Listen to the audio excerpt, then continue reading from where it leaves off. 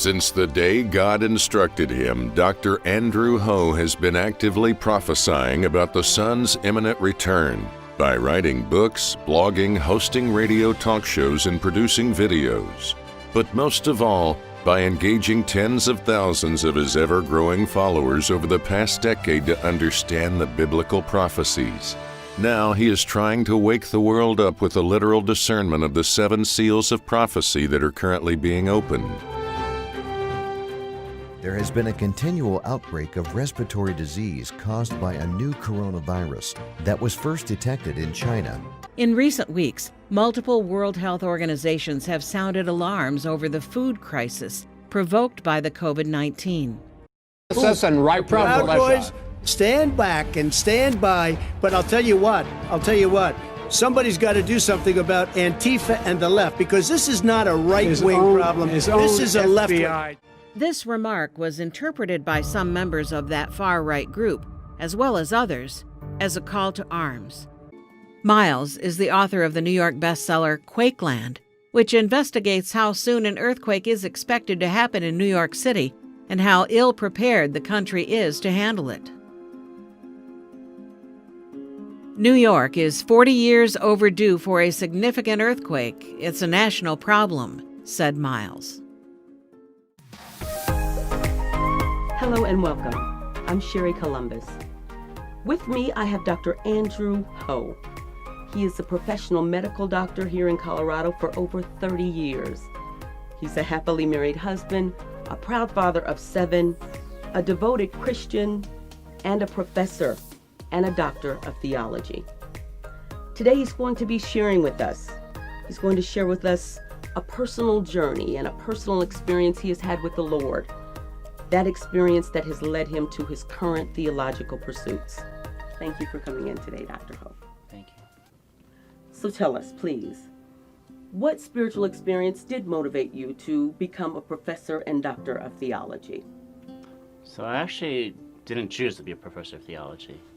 So that was back in May of 2007. I was just dealing with a lot of personal issues.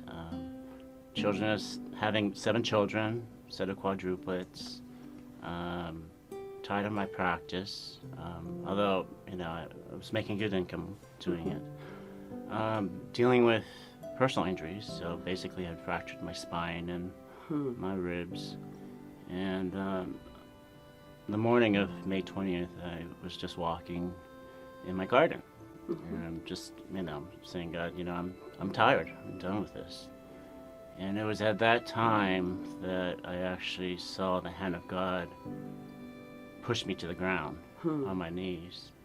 And at that time, I thought that was it. I thought, okay, the Lord's going to crush me. And I was reconciled to that. So I said, your will be done, Lord. If you want to destroy me, go ahead and destroy me. My mother was visiting at the time, trying to help out with the children. My wife was out of town. And it was at that time that my mom tapped my shoulder. And it wasn't actually her speaking, because she doesn't recall any of this. Unfortunately, she's passed away. But she said, the Spirit said, through her, it's not your time yet. I need you to stand up. This is not my intent for you to destroy you. I want you to come up and come into the house so that I can talk to you. So the Spirit brought me to the house, and he said, just start walking. So I started walking in a square, and I said, Lord, what am I supposed to do? And the Lord said to me, it's time to open the books. I said, the books? He said, it's time to open the books of prophecy. So it was at that time that, through my mother, the Spirit talked through her and opened the book of Revelation. And basically turned to the 6 seals. The 7th seal, is the return of Christ. And started reading the 6 seals. And it was at that time that I said, all right, if you want me to do this, Lord, I will do this. So basically the Lord talked to me about the seals for about an hour. And it was kind of sad because, once the Spirit stopped talking to me, I was like, I don't really want to stay here, Lord. And the Spirit said, no, I'll be talking to you. I'll stay with you. Yeah, I'll be with you. So it was at that point that the Spirit left and my mother came back. And I asked her, do you recall anything? And she said, no, why am I sitting here with a Bible that I never read? So anyway, it was at that point that I realized that the end was upon us. And that I had to make a decision. I had to make a decision of whether I wanted to do what the Lord asked of me. The one thing I knew is that prophecy is not easy. Right.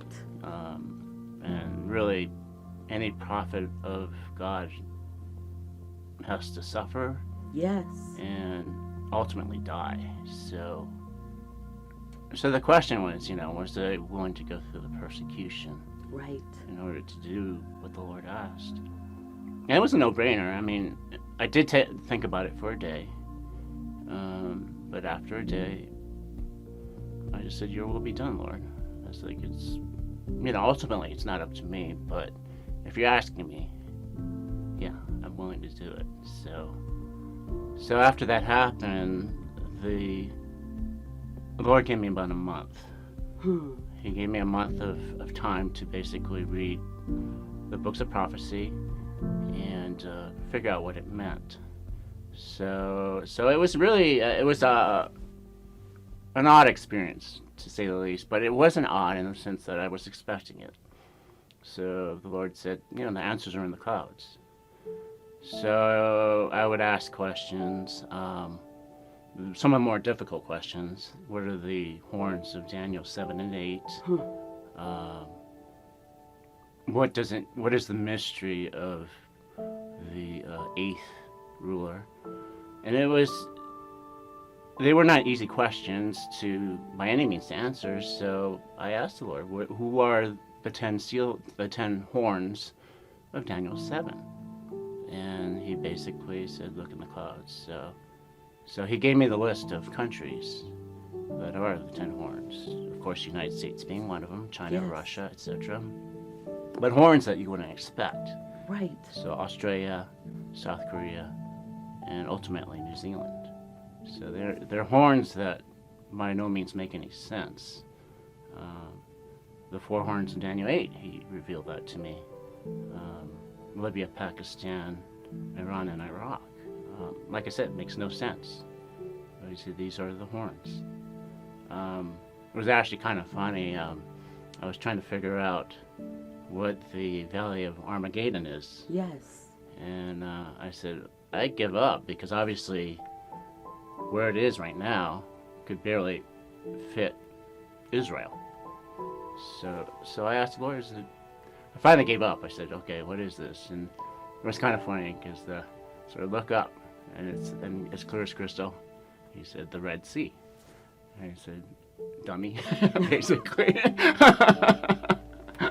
Which makes perfect sense in retrospect, because when the great quakes, the great woes happen, the Red Sea will be cut off. And because of the nuclear winter, the Red Sea will dry up, and it'll make way for the troops, all the troops of the whole world, to come in. And obviously, they can't fit into the Red Sea. So basically, yeah, it was just a very intimate and revealing month where I could ask the Lord anything. And it's ironic, I didn't ask for the lottery number. Right. Right. And he knew exactly what I was going to ask. And it was odd, because the answers were already in the clouds before I even looked up. So, and like I said, it's as clear as crystal.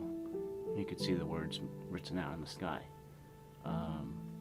So after a month of that, I knew personally that all my questions had been answered. And the Lord said, yeah, okay, it's time to do what I asked you to do. So at that point, I began writing. So the first book that I wrote, Signs, and Symbols of the Prophecy, by no means was intended to be that. But they were 31 chapters of symbols of God that he told me to write on. And with that writing, began exposing that to other people. And two of those people were Dr. John and Ambrose Columbus. And they read it and they said, have you ever thought of pursuing a theologic degree? So at that point, I went ahead and got my doctorate degree at Aspen Christian College, and interestingly, my doctorate presentation was Signs, and Symbols of Prophecy. And over the years, that's led to 7 publications of the prophecy, so the Trumpets of the Prophecy. Actually, the 7th one is not, it's a posthumous publication. And it's led to a publication of Islam, so The Soldiers of the Sun, Last Soldiers of the Sun, and a children's book. Immediately after the publication of the books, I began producing AndrewTheProphet.com, which is a website that talks about basically God, and it talks about the 7 books that I've written and who God is and what we need to know about him and how we were made in his image. Right now we have the prophecy.blog, which is a current daily, if not hourly, update as far as what's going on in the news and how they relate to prophecy.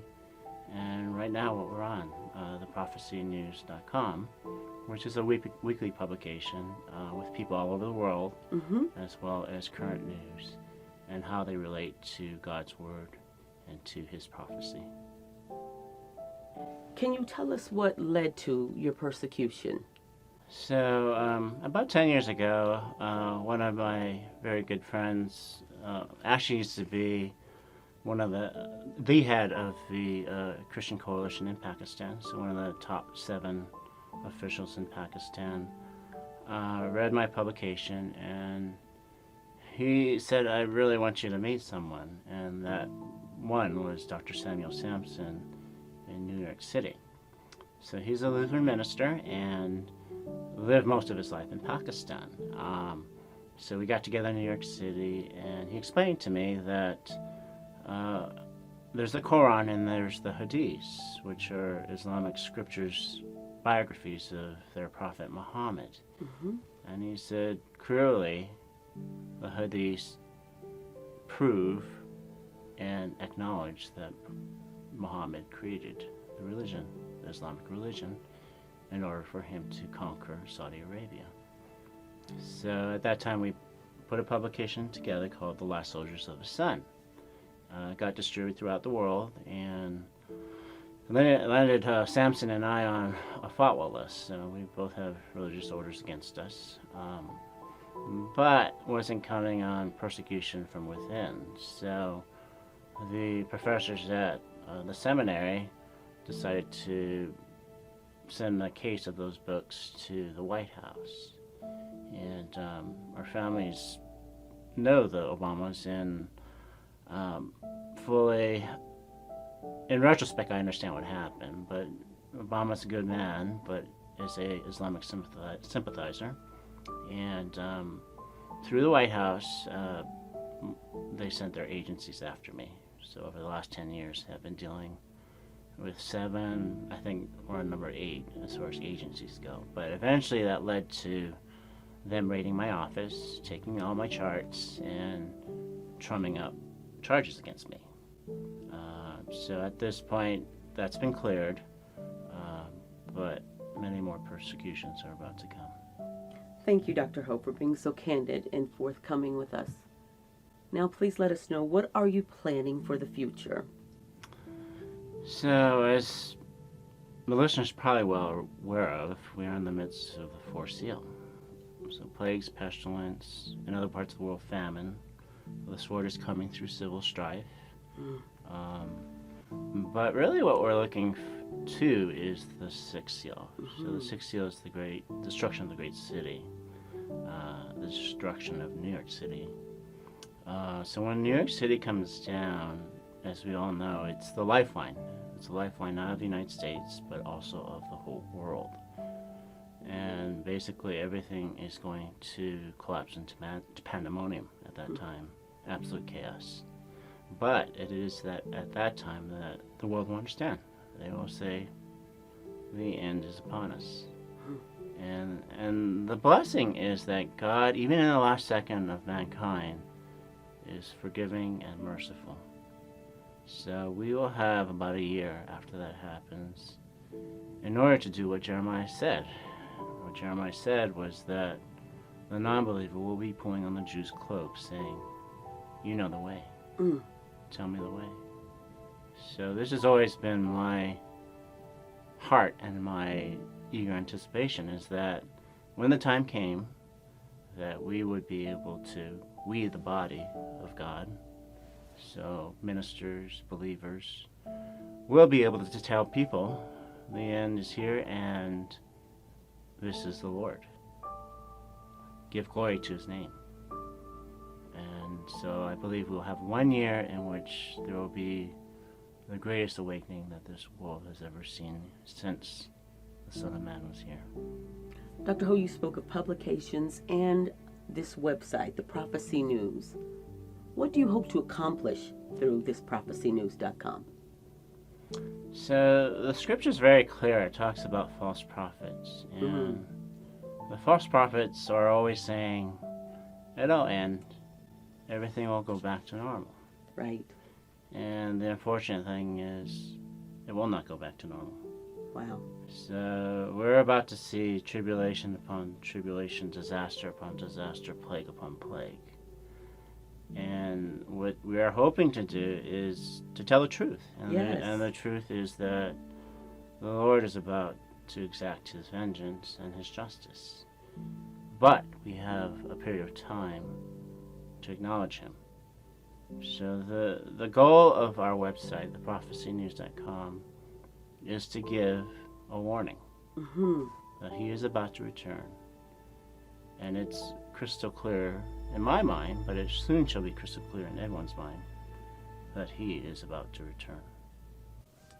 Thank you, Dr. Ho, for sharing with us your most inspiring journey.